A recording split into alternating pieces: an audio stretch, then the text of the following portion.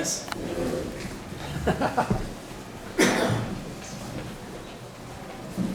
Nice turnout. All our meetings were like this. Yeah, no kidding. Anyways, tonight we have, of course, it's been advertised, we're going to talk about chronic wasting disease. We have Meghan Anderson here. She is from Shuswap Band, but she sits on the regional board for the chronic wasting disease.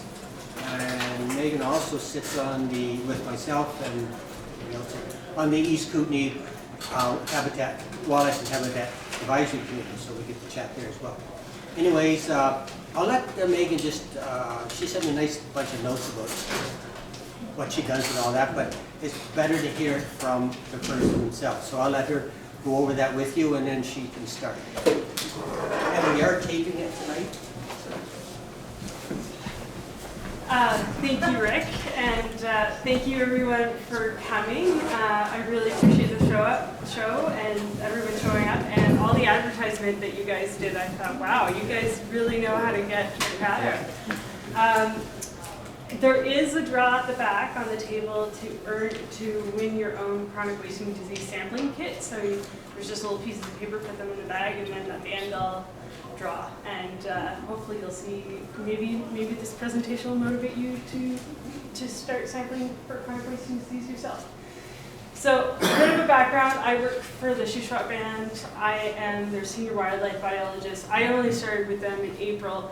But as soon as I started, chronic wasting disease was an immediate priority for me because of the implications to hunting, traditional harvest, and the human health part. And so those are all the same reasons why this presentation should be important to you, because there are potential implications to your ability to hunt and your ability to hunt in a healthy fashion and continue to be able to hunt. And so hopefully you will be able to learn something tonight and go out there being more informed and help with CWD management. Let this be pretty informal. My biggest goal is for you guys to go home with some piece of information. So feel free to interrupt and ask a question, and there'll be lots of time for questions at the end. And there's some more informational brochures up here as well. And yeah, enter the draw if you so wish to win your own sampling kit. So what is chronic wasting disease? It's a disease that's a neurological disease that is caused by a prion. And the prion is a misfolded protein when it's causing a disease. And that, I know, sounds like a bit of a mouthful, but you can think of it simply as a neurological disease that basically turns your brain into Swiss cheese. And CWD specifically infects cervids, so that's deer, elk, moose, and caribou. The disease was first detected in Colorado in 1967 in some captive breeding facilities. We don't know where it originated, if it originated in a captive situation or if it originated in the wild, but that's when it was first detected. It has since moved throughout North America, we'll look at a map, and into Europe and South Korea. The disease also has the potential to infect humans. We don't know for sure if it does, and there's a few reasons for that. Can't run tests on humans. It's not really ethical because the disease is fatal. So we don't know for sure, but lab tests do show that it can go from one species to another, and there are known cases where hunters have gotten the human variant of chronic wasting disease, which is Creutzfeldt-Jakob, and there are hunters that were known to have eaten chronic wasting disease positively. But that's correlation, not causation. We don't know for sure when it comes to humans. And the disease takes 24 months to incubate in deer or cervids, and during that time they're shedding the prions in the environment, so it takes a long time for the symptoms to show up, and it takes 15 years for the symptoms to show in humans. And up here you'll see kind of what it does visually to your brain in a human brain.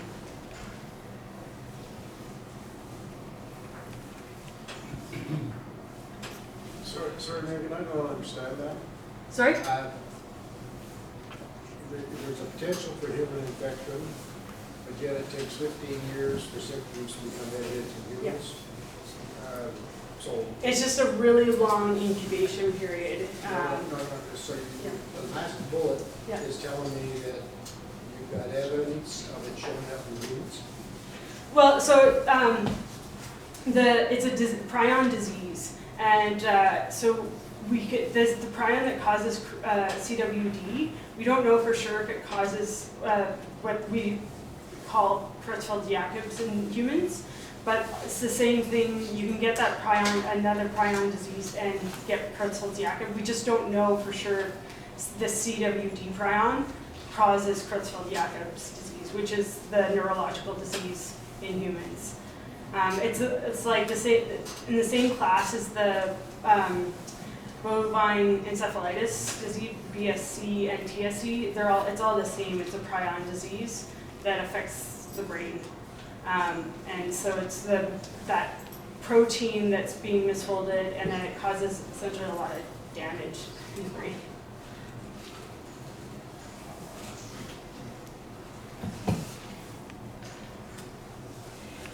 So here's a map of where the disease has spread in North America, and I will bring up a map for BC, so don't worry. I know you're probably all eager to see where it is in BC, but the point is to just show now how widespread it is. And within Canada, it's now in Saskatchewan, Manitoba, and Alberta, and as of last January in BC. Yep. Have we heard about this disease being over in Europe and Asia? It is in Europe, yeah. And it's also most recently been detected also in Washington and in Idaho, only 6 kilometers from the Canadian border, and has for a while now been in Montana. And so this map shows in red are the captive breeding facilities that have detected chronic wasting disease, so that could be a zoo, a farm, and in yellow is yellow is also captive, and then the dark red is the distribution prior to 2000 that are free-ranging, and the light gray are the free-ranging populations as well.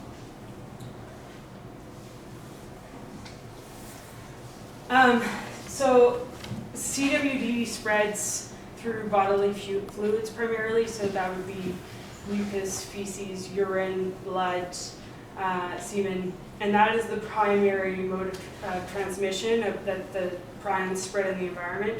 So it's from one deer to another primarily.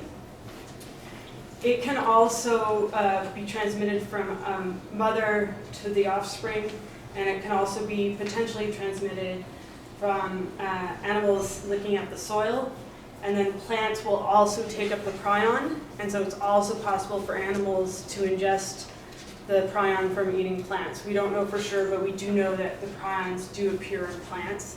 We just don't know for sure if that can be an indirect route of transmission.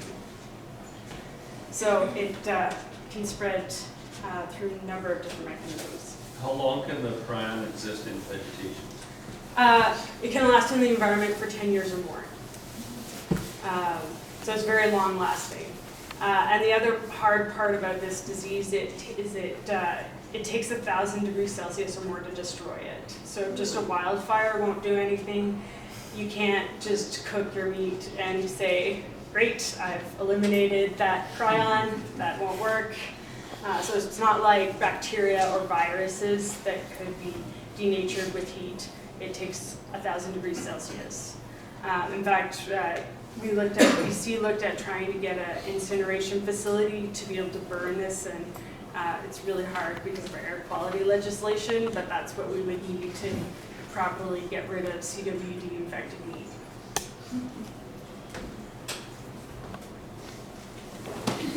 So what does this disease look like in deer? The early signs are gradual weight loss, changes in movement and behavior, and then at later stages there's drooling, difficulty swallowing, increased drinking and urination, depression, muscle trembling, poor coordination, and stuttering. But most animals do not make it to this stage. They typically die of predation first or accidents because of their weakened state. The disease is 100% fatal. There are no vaccines, there are no cures. And you'll probably have seen this poster that showed the symptoms of what a sick animal looks like. But again, that is what they look like later in stage. And I have heard a number of hunters say to me, oh, I can tell when an animal has chronic wasting disease. So I just won't hunt one with chronic wasting disease. Oh, I didn't think about the fact that there's going to be no sound, potentially.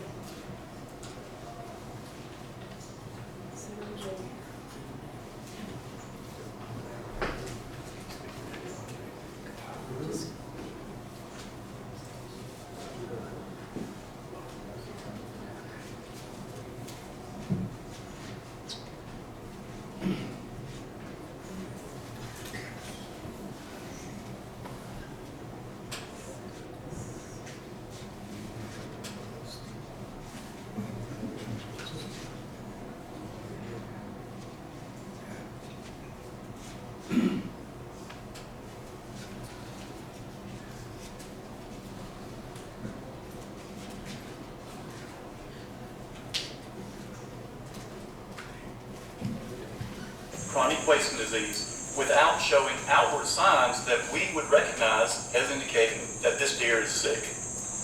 Meanwhile, during that entire 1 to 2 year incubation period, the deer is still infectious. It can spread CWD prions into the I'm going to just restart this. Right. environment and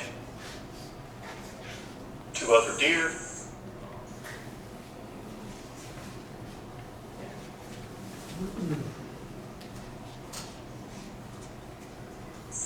Can you look at a deer and tell if it has chronic wasting disease, otherwise known as CWD? Take a look at this buck. Does this buck have CWD? It looks healthy to me. In fact, it was fighting with other bucks, working scrapes, and going about the normal rut behaviors of any buck in November of last year when this photo was taken. In December, just a couple of weeks after the photo was taken, Jonathan Morgan killed this West Tennessee buck. It was battle scarred from the rut, and it had even lost an eye in a fight since the photo was taken. But otherwise, it looked healthy. Because he was hunting in the CWD zone in West Tennessee, Jonathan submitted the deer for testing to his state wildlife agency. The results were positive. This buck had CWD. The incubation period for chronic wasting disease in deer is 1 to 2 years. That means that for 1 to 2 years, a deer can be carrying chronic wasting disease without showing outward signs that we would recognize as indicating that this deer is sick. Meanwhile, during that entire 1 to 2 year incubation period, the deer is still infectious. It can spread CWD prions into the environment and to other deer, and potentially infect other deer. What about this Wisconsin buck? Does it have CWD? Again, it looks healthy and is working a scrape like any normal buck. Paul Anir killed this buck a week after the trail camera photo was taken. The buck tested positive for CWD. 6 of the last 11 deer Paul and his dad have killed tested positive for CWD, more than half of the deer they killed. Not one of them appeared to be sick on the outside. Here's another Wisconsin buck killed by bow hunter Kelly Van Beek in 2020. Does this deer look sick or wasting away? It tested positive. What about this one? Mike Gosser killed this one on the same property as Kelly's deer, also in 2020. Again, positive for CWD. I think you get the idea. Now, I know you've seen photographs of deer or elk that had CWD, that were skinny, that could barely stand, that looked very sick, and you were told these animals had CWD. It's true, that is the final stage of the disease, which affects the brains and neurological systems of these animals. However, most of these animals you've seen photographs of were in laboratory settings, in research pens, and they were protected from harm until they reached the final awful stages of this disease. In the wild, deer rarely get to that final stage. Remember, this disease is affecting their brain. It affects their ability to function normally even before they begin to appear sick. Researchers have found that deer with CWD die at mortality rates 3 times that of deer that aren't sick. Again, they are killed by predators, they are hit by cars, they are seen and shot at by hunters, at higher rates than healthy deer. That's why in the wild, deer rarely reach that bony, very sick final stage of CWD. This is why CWD is not a dramatic disease. It is not easy to see its effect in CWD zones. You don't find a lot of dead deer in the woods. Unlike hemorrhagic disease or EHD, which has outbreaks in summer, that's very rapid. It hits very quickly. The incubation period is only 5 to 10 days, and deer die quickly if they're going to die of hemorrhagic disease. It's very visible. CWD doesn't work that way. And many times deer that have died because they have CWD, that were hit by cars or killed by predators, we don't realize that CWD was the underlying cause there. Therefore, CWD is very difficult to see on the landscape. So, if you hunt in a CWD zone and you kill a healthy looking deer, do not assume it does not have CWD. Submit it for testing to your state wildlife agency. Now, we have no evidence that chronic wasting disease has affected people who consume venison of deer that were sick with CWD. However, the Centers for Disease Control and the World Health Organization strongly recommend that you avoid eating the venison of a deer that tested positive for CWD. That's why it is important for you in a CWD zone to get those deer tested and wait for test results before you consume the venison. It's also a great idea to test your deer in CWD zones because that helps the State Wildlife Agency track the locations of the disease and the prevalence rate, the percent of the local population that's affected. Knowing this information helps the agency manage the disease and keep prevalence rates at low rates. When prevalence rates are low, then that population can sustain hunter-harvest for many years to come. We're beginning to learn that we can manage CWD and keep prevalence rates low. That lets us buy time for science to find better solutions to this problem. But hunters have got to be engaged and involved and help in the fight against CWD. So join the fight by learning more about chronic wasting disease. And if you hunt in a CWD zone, get all of your deer tested and comply with regulations put in place by the Wildlife Agency to help manage the disease. If you don't know if you hunt in a CWD zone, you can visit the website of your state wildlife agency or pull up your Onyx Hunt app. The National Deer Association has a This part gets specific to the U.S., and so I'll move on to talking about BC. national map layer. So in BC, since last January, we've had 4 known cases of chronic wasting disease. One further south near Kootenay, that was last January, in a mule deer, and then 3 cases clustered around Cranbrook. 2 of those were from this hunting season and 1 from last hunting season. So far, the prevalence appears low. The current calculated prevalence rate is 0.09%. Prevalence is the proportion of animals that have the disease. But that being said, prevalence is usually underestimated in the early stages of the disease. And that is because it's very difficult to detect CWD when it's first starting because it forms these clusters. So animals nearby at higher densities spread the disease amongst themselves, and you get formation of clusters. And then the way we typically test and sample for chronic wasting disease is by roadkill and hunter harvest, which is not a random sampling process. So if you remember back to your high school statistics, remember probably it was drilled you have to have random sampling. Both the distribution of chronic wasting disease in the environment is not random, and we're not using a random sampling approach. And because of that, we need about 4 to 5 times the number of samples we would if we were sampling randomly. So you need a huge number of samples to be able to detect it at the early stages of the disease, which makes it very, very difficult. Luckily, we seem to have detected it when it's early, but there's a chance we have underestimated that current prevalence. Those 2 samples from last year, they're about 52 kilometers apart. I would say there's a high likelihood that there are other cases in between the 2. And the cases likely originated from Montana and came up. If you go out hunting and you shoot something, is there a law that you have to have it tested? Or Yes.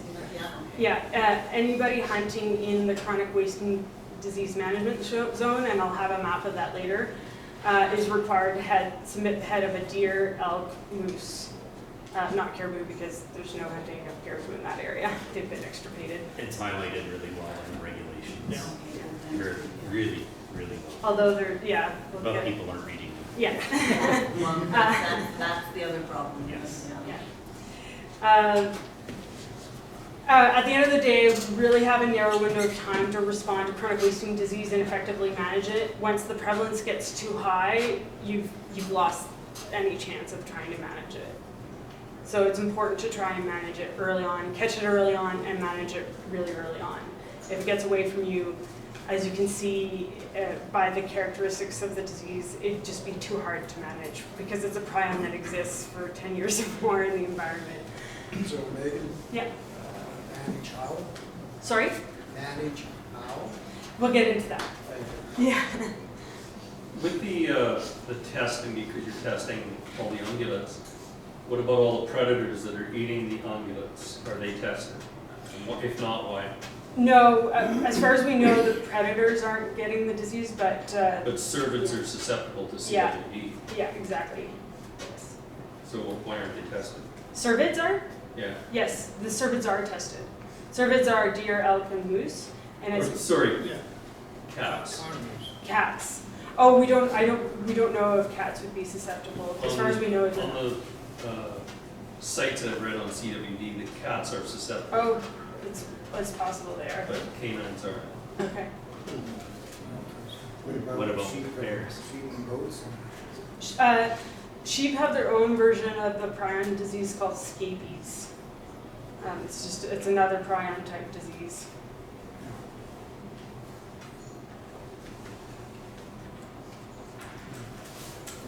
Yes. Sheep and goats, are they resistant, or do they have a defense mechanism of some kind? They're not resistant. But I don't know. I don't think that the CWD prion would affect the sheep and goats. It would be a different type of prion, and it doesn't. It's not as widespread as it is for cervids at the moment. So I don't know if you've ever heard of escapees in sheep. That it's a prion disease.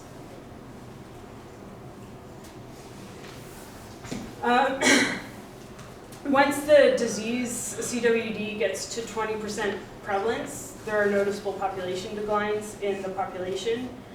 But those severity of population declines can vary from one population to another. They're dependent on things like environment, density, movement behaviors, and genetics. But as you see in this graph, there's the population of several infected elk and deer populations in the US, so in Colorado and Wyoming, and all of these populations are declining. So no population of cervids with chronic wasting disease is thriving. And in fact, it's predicted that some of these populations with really high prevalence are likely to become extirpated. And so this dotted line in the graph at the top is a stable population. That means it's not growing or it's not declining, but all of these populations that have chronic wasting disease that are in this graph are declining. And the rate of decline gets higher with the rate of prevalence. So what does that mean? It means ultimately for hunters, there are fewer hunting opportunities. And it leads to ecosystem changes because there's changes for predators, there's changes in vegetation, and we don't really know what these changes would be, I think, at this point. But there would be cascading effects.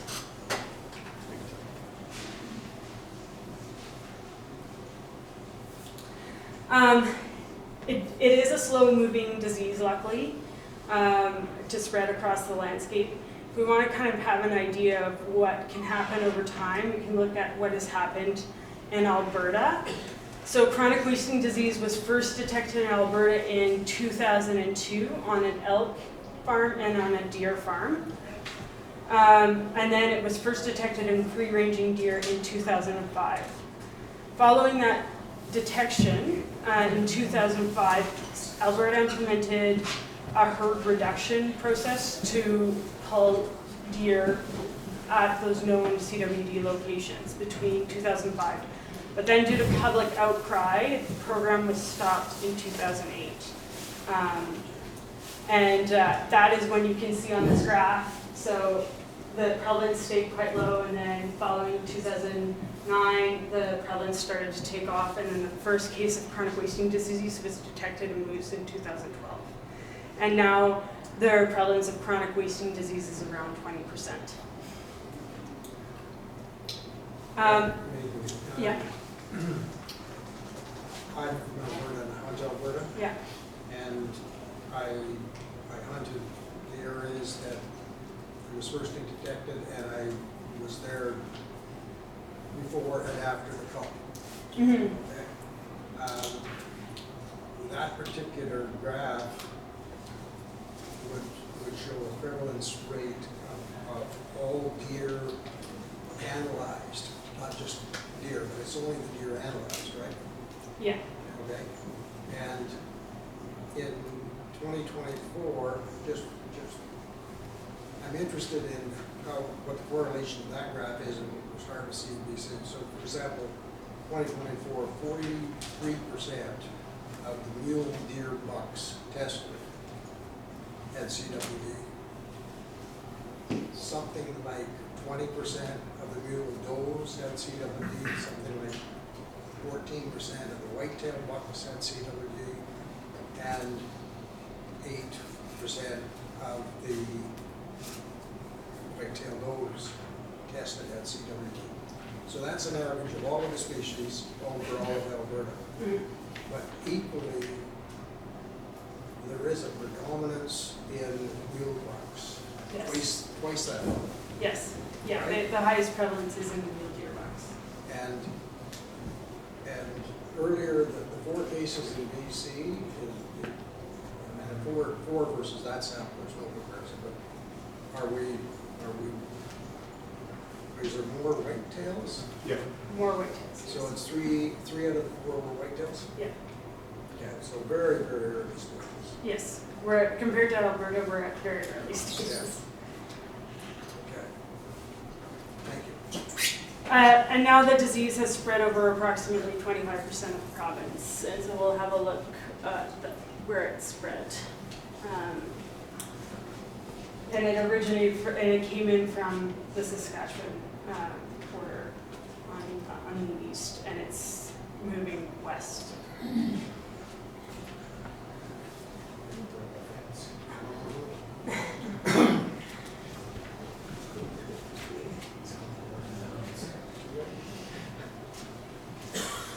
So, here we are. How do you manage for chronic wasting disease? As we already heard in that video, a big part is testing and surveillance so that you know where it is, and then you can respond. And so that's a big part. Early detection and management is also important, so catching it when prevalence is low and doing something about it. And the best tool is hunting. That is because the disease is fatal, and you want to keep densities low. And so if you can keep the densities low, you limit how much that disease can spread around. And so another strategy is to follow up with hunting to do a targeted sampling and harvest, which is what BC is considering doing.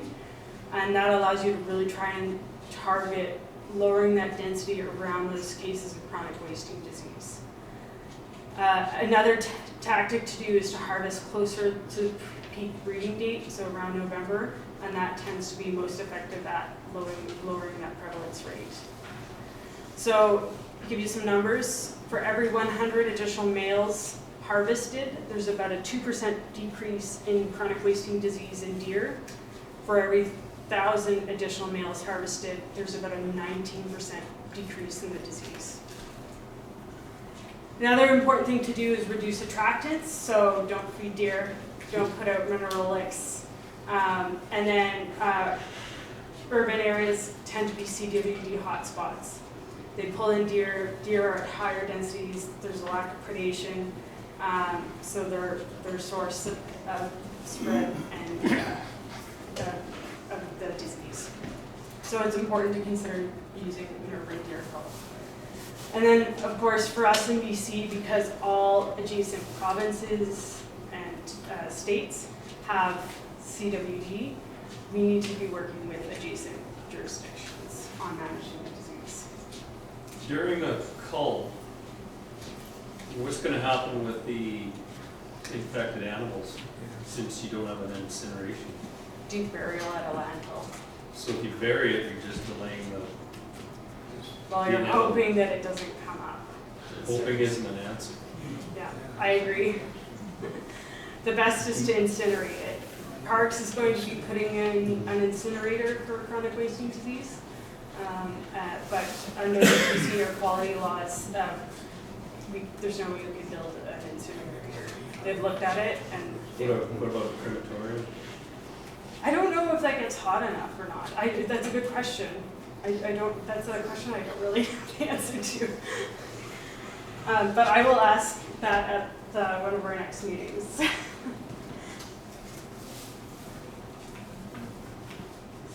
Just had one question. Yeah. Have there been any tests in areas that have been burnt to see if the nematode is still in that soil or in the? I think there have. I can't remember specific studies, but I do remember reading that it persists because it'll be in the soil and animals can uptake it from the soil. So if it's in the soil and it won't be denatured or deactivated from the fire because it won't get hot enough, then the animals can still uptake it from the soil. And then, so hunters have a big role to play in managing chronic wasting disease. So I really hope that you guys get motivated and help with managing chronic wasting disease. Right now, the biggest thing you guys can do is go and hunt in 4-3. That's where all of the current cases have been detected, but that cluster of 3 cases is right adjacent to 4-20 and 4-22.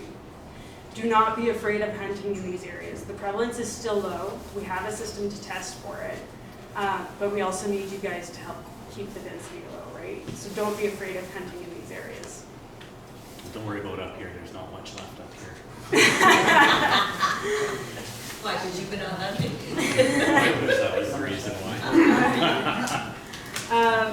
And then when you do go hunting and you're in the Kootenay region, submit ahead for testing. It helps us track what the prevalence is, where it's spreading to. It is mandatory under new hunting regulations to submit a deer, elk, or moose head if you were in the chronic wasting disease management zone, and that's shown in the map here on the right. And they are, it's probably, sorry, I apologize, it's probably too small to see, but in Invermere, we're in that zone. And so if you think of like Invermere South, you're gonna be in the zone. And this map would be in the hunting regs. A popular thing for animals is hay. Yes. Is hay that is sold able to be transported from the CWD zones to other zones? We don't have restrictions on that, but it would be a good idea not to. So there's no regulation around that? So if you are somebody who purchases hay, it would be best if you didn't purchase it from Alberta and move it into BC, and it would be best if you grow hay in the chronic wasting disease area to not have it transported out of that area because the prions are in the hay as well. Because the animals are hanging out on the hay, right? We know that. Right? They like to hang out in agricultural fields. So we got to just pick it up on that. Again, I hunt in Alberta. I'm from Alberta. I haven't heard in Alberta that you ought not to be shipping hay out of those areas. So not to say that's right or wrong or whatever, but it is an opportunity for some of this interprovincial coordination. And I'm sure there's a lot of hay producers that are hunters and don't know what's really big. Yeah. So that may well be a real opportunity to manage Absolutely. the distribution of this. Yeah. Yeah. And I think telling your friends as well, right? Talking to other folks. I had a friend who was hunting in Alberta and thought, oh, I'll cut off the legs of this deer and bring them over to BC because I know somebody with a dog that might like them. Don't do that. I I have a question just on the testing. Yeah. Kind of the testing kits and all that stuff. I don't know if you'd be able to answer it. Sure. I've got a few friends who are in Alberta as well, and they've been dealing with it for a while, obviously longer than we have. Mhm. They've put out brochures, they put out some great videos on how to take the glands out, Yes. everything that you need for testing. I was talking to him about this, and in Alberta, you can still do a Euro mount with elk and moose, and you can take the glands out there. Here, we're being instructed you cannot do that with elk or moose, you can with deer. Do you know what the difference is there? It's likely the lab that is doing the testing that is driving that. So, can you remind me to bring that up when I get to the testing part? Yeah. Okay. The other, so there's hunting, there's submitting your head to manage chronic wasting disease. Another important piece is if you are hunting in Alberta, do not bring high-risk pieces of the body into BC. So that's the head, hide, hoof, spinal column, organs, and mammary glands. And if you are hunting in the chronic wasting disease management zone, it is illegal to transport those pieces of high-risk material outside of the CWD management zone. So do not bring them to Okanagan, Lower Mainland, to the north. If your friends come here and they hunt a deer with you, do not let them take those pieces of tissue outside of the management zone. And then when you are hunting, the best practice is to debone and process the meat at the kill site, and then carry out the meat with you. And then obviously you probably need to bring proof of sex and species with you, but the rest should stay in the field. Or you can take it out with you and bring it to the landfill for deep burial as well. I do know some hunting clubs further south had decided amongst themselves that they were going to be really proactive. I'm curious if they followed through on this, but they were going to pack out everything in garbage bags and bring it to the landfill. Another important part is to not use natural scents as lures, and that's because it's urine, it's body fluid, and nobody is tracking whether or not those lures actually have the prion in them. There's no regulation on that. So you could be purchasing something that has the prion in it and spreading it. And same about the hay that we already discussed. Megan? Yep. I'm just curious about the proof of sex and species. If you go to the full extent of processing in the field and deboning and all that kind of stuff, it's kind of contradictory to be able to retain evidence of sex and species. What's the recommendation from the COs on how we do that? It's a good question. I actually haven't had that conversation. Well, I got a guy right here who can answer I was hoping somebody here had already, but I suspect you would cut off the antlers and then the testes. The Yeah, regulation, no antlers, if it's a doe. And Yeah. you gotta have some proof of sex. You leave it And attached species. to a hind quarter or something like that. Yeah, but then you're transporting a portion of hide or. The idea is to leave it- That's why I say yeah. overall, Yeah. it's not clean, it's contradictory, Yeah. right? So, But the higher risk, you can leave the spinal column, you can leave most of the hide, Yeah, you for can leave sure. the bones. The idea is every time you're moving that thing around, you're transporting the prions around if it is positive, right? So the idea is if you leave as much as you can in the field, you're leaving it in the environment it originated from. And you don't know at the time if it's positive or not, right? You don't know if you're going to be transporting the prion. But the idea is hopefully by deboning it in the field, you're leaving whatever it has there to the extent possible, right? And then taking the rest out with you.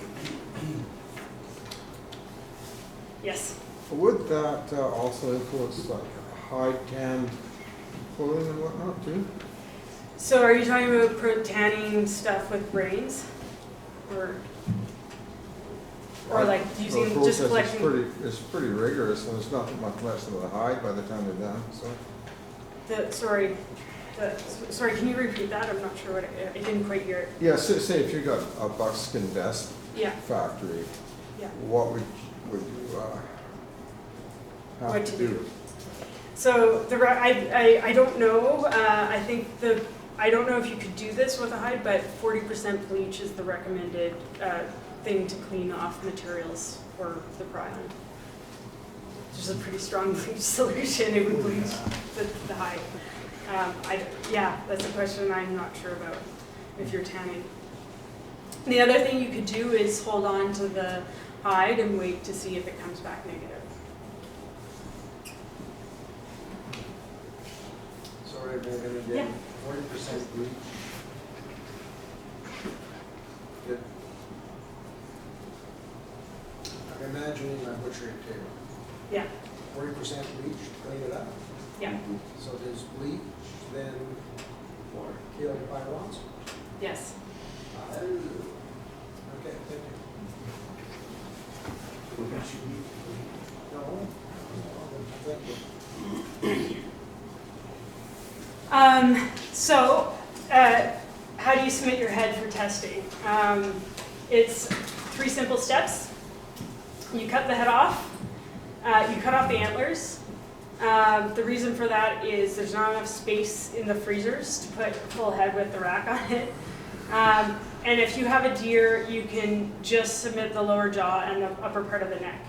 Make sure you leave 3 inches of neck on, so do not follow this diagram. Cut lower down. And you don't have to cut into the brain. Leave the ears on.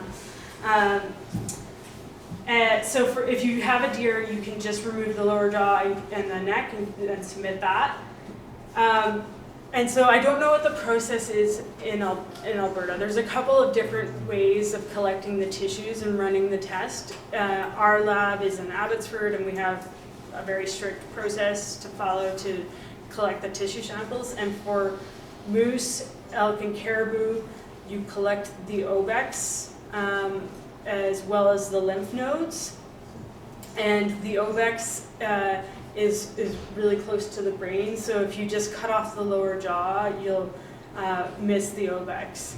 And so that's why you need to submit the whole head. But if you want to have a Euro mount or mount your head, this is how you do it, is you collect your own samples. And I'll go over a quick process to do that. Yeah, that's kind of what I was wondering, because I brought it up at the beginning, and it wasn't to throw shade at any hunters or anything like that, but if you want people putting in as many samples as possible, I go with Rick, he takes me to his honey hole, right Rick? And I drop my first biggest beautiful elk, per se. I want that big Euro mounted. Yeah. Well, I don't really want to just skull cap it and potentially have it crack and fall apart. I want that Euro mount, so maybe you're just going to get a half-ass collection and I'm going to send that in per se, versus I'll do all the proper steps knowing that, you know, it can be done in Alberta like I was talking about before. And I know that's got nothing to do with you, but just in conversations to get the word out, if you have it so that people can maximize their yield, you know, whether it's, you want to call it a trophy, memory, whatever, you're going to have more people buying into it and putting into it and getting you the best testing possible. Yeah, otherwise, absolutely. Some people are just going to be like, yeah. It's just the way that it is. No, I 100% agree, and this is why I think it's important to explore, have different options. One being you just submit the head. Maybe you don't want to deal with it. You just submit the head. It's the easiest part. Is to just cut off the head and leave it in the freezer, right? The next is to submit, collect your own samples, and I'll briefly go over that part. So if you just want to, if you're like, I don't want to have to cut my own tissue samples out, just submit the head. There are people that are paid to collect the tissue samples. That is great. You can just submit the head. So once you've cut off the head, the antlers, you go to a drop-off freezer location. They're across BC, even up north, because there are First Nation communities up there who've decided to start their own program. But in our region, closest to us, there's one right in Invermere, outside the BC government office is on Forest Street, and Canal Flats, there's one behind the salt shed on Granger Road. So you go to these freezers with your head. When you get to the head, to the freezer, sorry, there will be some CWD cards. You fill these out, and then there'll be some zap straps. You take a zap strap and attach this card once it's filled out to the head. And then there's a perforated piece here. You tear that off because it has your CWD number on it, and you want to keep that part of the card. So you take your head with the ear card, you put it in a garbage bag, and you put it in the freezer, and then you walk away. You're done. Pretty simple. What's the cost associated per test? It's free. No, the overall breakdown by the ministry. I do not know. That is a good question. I haven't had those numbers, but yes, I expect it's probably not cheap. As a matter of interest, so where we are now is not mandatory to drop the heads off, but many of us did. It is mandatory. No, not in Invermere, to the north. This you don't have to, this side of the valley. Outside the CWD area. The other side of the lake you do. Oh, right. 25 Okay. is. However, many of us did drop the heads Yes. off at the freezer up there. But nobody, so far as I know, was ever contacted to say it was okay or not okay. So, yes, I will get into that. Okay, thank you. I'm going to pass these around just so you guys can see what they look like.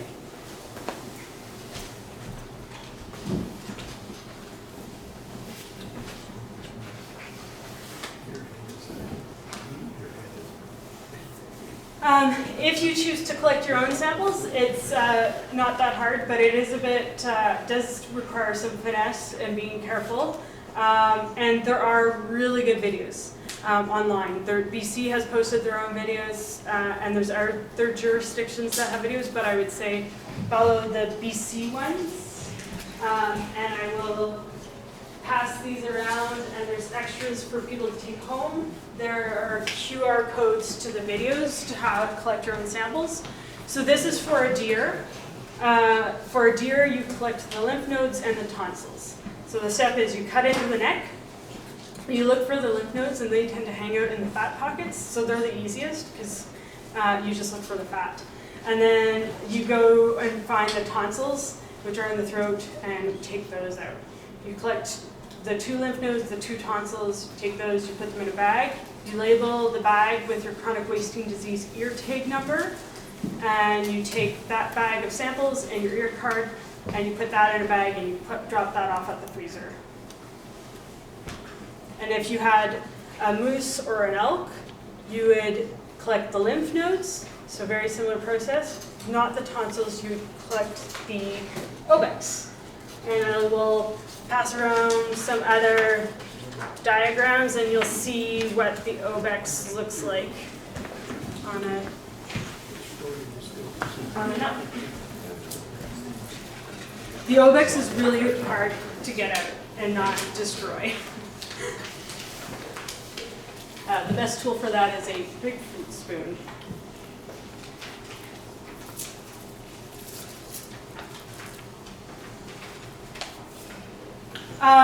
So after you put your head or your samples in the freezer, you wait. And your test results are posted on this BCCWD webpage. There are cards here. You can take these home. They tell you where to go find your test results. There's a QR code to the webpage. And when you're on that webpage, you will see a table that looks like this. It will list your CWD ear card number, and you can just put your ear card number into the search function, and it'll bring it up to your sample. It'll say either negative, meaning you don't have, your animal didn't have CWD, pending, your result is still waiting, or positive. But you would have been called before you would have been posted as positive. The turnaround currently is about 3 to 4 weeks. So a big part of why Shuswap Band started their own sampling program, and we started sampling for chronic wasting disease, was to help cut down that time. And so by collecting your own samples, you not only get to keep your head to do whatever you want, in case you want to have a nice mount, but you also potentially cut down the wait time. Because what the current process is you drop off your head at the freezer in Invermere or Canal Flats or wherever. That head goes to Cranbrook, and it sits in a pile with all the other heads from the region, and it's tested there. And once it's frozen, it takes about 2 days to defrost. So you can see how there's a bit of a wait period there.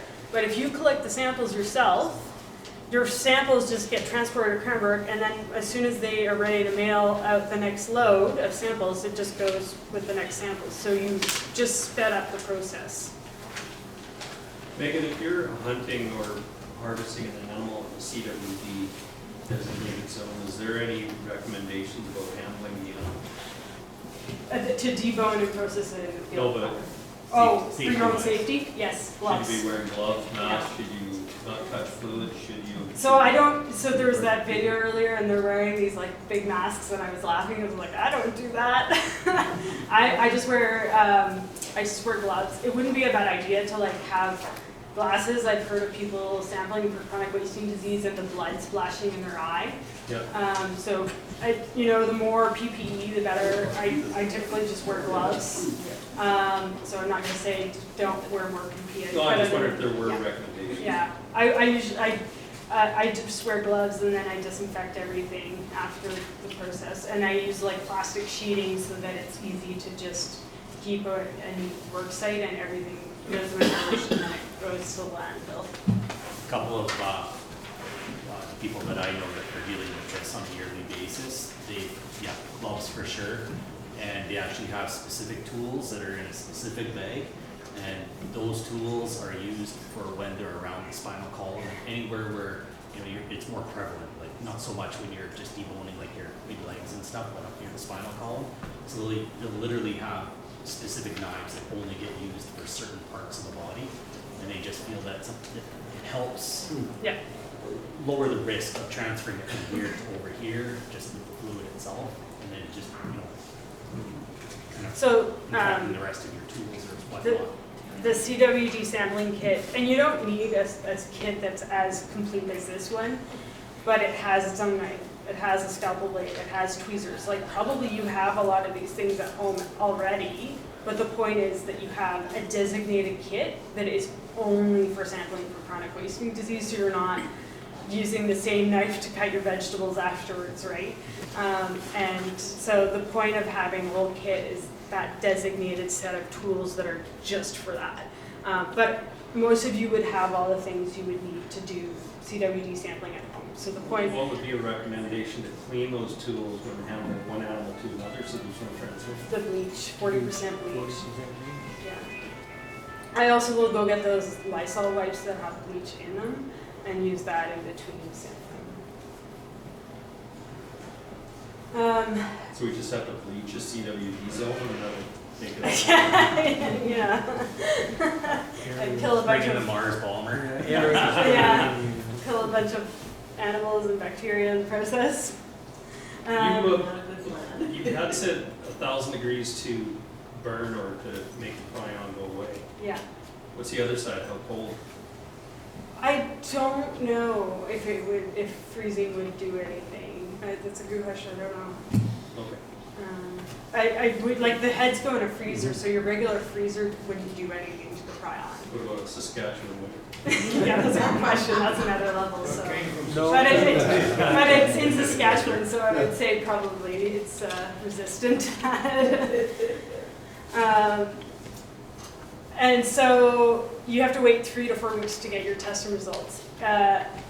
You will be contacted. The protocol in BC is if the lab in Abbotsford gets a positive result, it goes to the Canadian Food Inspection Agency to be confirmed because it's a disease that they're monitoring.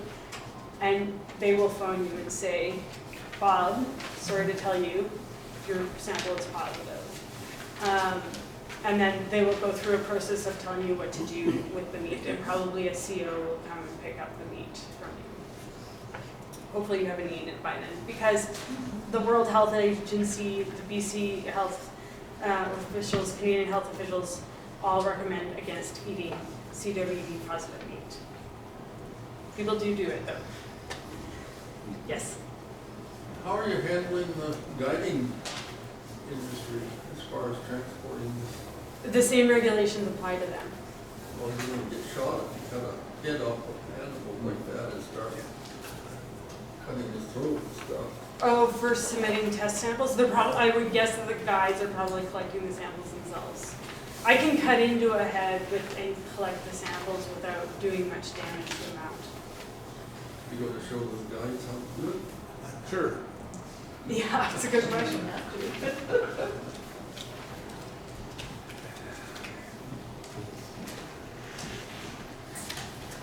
There are a lot of resources out there. I recommend starting with the BCCWD webpage. Use your brain, just make sure you're going somewhere official. Don't go to like Bob's hunting blog, blah, blah, blah. You don't know what misinformation is out there. I've heard a lot of misinformation myself, which is part of my motivation for giving this talk. And I'm hoping you guys will also spread the correct information as well. But there are a lot of great resources out there. There's great videos on the BCCW webpage on how to debone and process an animal in the field. They also have videos on how to submit the head and how to collect those lymph nodes and tonsils for chronic wasting disease. There's that same USGS map of the distribution of chronic wasting disease in North America. And there's a CWD map based on 2023 results. Alberta only reports the results from the previous year. It takes them a while to put everything together. There's a map of CWD in Montana. There will be a dashboard of results for BC. They're working on it. But there isn't a sort of public-facing map for Washington or Idaho yet. And if there is interest, I would happily come back in the fall and show you guys how to sample for chronic wasting disease, if that's of interest. Do you have access to the documentary that was put out by, there's a guy out of Alberta, I think it's called The Inconvenient Truth, about CWD. Oh, I haven't seen it. I've seen it a few years ago, it's pretty good. Okay. It's definitely a very, as I started to learn more about chronic wasting disease, I started to get very scared.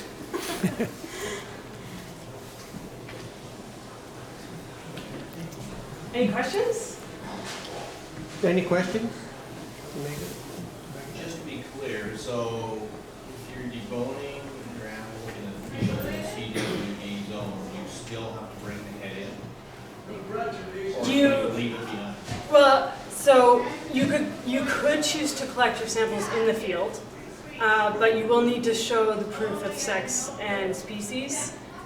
So you would need to bring the antlers back if it was a male.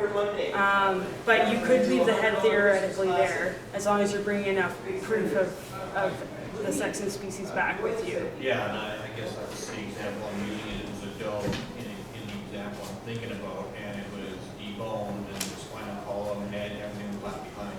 Yeah. And I was wondering whether that was, I guess, whether that was kosher, or whether you have to bring it in regardless of whether you debone it or not. Yeah, just evidence of sex. Yeah. There. Yeah, the evidence is second. If you're in a CWD zone, It's still there. Still have the same. Or you can collect the samples in the field yourself. We say submit the head, but that's because most hunters are not collecting their own samples. Has anyone here collected their own samples? No, I try to hunt out of those areas. Hey, you're not doing your part. No, I already know there's not as much over there, so I'm going over here. What are other provinces doing? To manage chronic Yes. wasting disease? Alberta is surveillance only. After that outcry in 2008, they stopped managing for chronic wasting disease, which is why that prevalence got so high. Idaho just did a targeted sampling to figure out what the prevalence was. And other states, it depends on the state. It tends to be a combination of hunting and targeted sampling is the way it's being managed. But so there's not any cure for it or anything that they can really Nothing. do. So The only way to help manage it is to hunt and kill the animals. And it's also the only reliable test for the disease is to collect the tissues and send them to a lab. There's a rectal sampling process, but we don't have a process to actually run those tests in BC, and it's not as reliable of a test as the collecting the tissues of the lymph node and tonsils. so they're basically doing the same as what we would be doing. Yeah. So they're just following Johnny down the street saying, hey, your animal's no good, you gotta get rid of it. Yeah. So does that mean that the government reimburses you for the cutting of the meat and the tags? I don't know what the different states are, but in BC you would not be reimbursed. There's no process for that. But this is why I think you are strongly incentivized as a hunter to collect your own samples because you probably want to send your meat to the butcher as quickly as possible. Yeah. But you also don't want to send your meat to the butcher and come back with a positive result. And what happens if you've already eaten some of that meat? Wait Because 15 years. Yeah, right.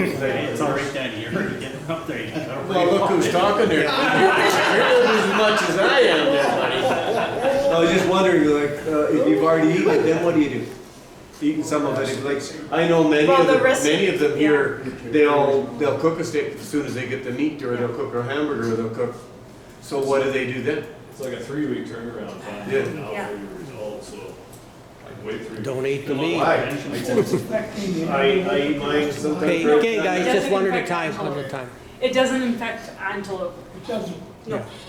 Is there a chance it could infect animal to animal if it's hanging in a freezer at a butcher store? Yeah, you can bet, I can tell you right now, as this thing grows, or that the butchers are gonna be saying, don't take it unless I got a CWD verification that there's nothing in there. That's what's gonna happen. So if we don't get on top of it, you're just gonna be holding up the whole process of when you get an animal, how fast you get it returned back to be processed. Well, it's not gonna get faster, it hasn't in Saskatchewan No. and Alberta over the years, so. Yeah. It's the same. Our No matter turnaround what, in time is a CWD lot zone, they're not faster. gonna take Yeah. an animal. No, The thing with Saskatchewan though is that everybody's CWD testing all went there because it's the only place around. Yeah. We're here, we're getting our own testing facility, so that's what's supposed to cut it down quite a bit in comparison. Our wait times are faster, I believe, than Alberta already. Do you know what does someone, no, you, About 3 months.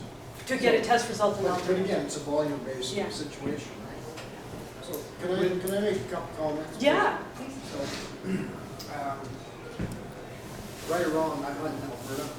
I hunt with my son and a good friend, and we hunt a lot of people. In Alberta, each and every individual who applies for a tag automatically can buy off the shelf a general whitetail tag. So that's no whitetail buck tag is no particular price. There's a raw system available for mule bucks, mule does, and whitetail does. So conceivably, each individual could have 3 tags a season. 3 guys hunting, you could have up to 9 a year. That kind of thing. In my group, which includes my son and a good friend, hunting and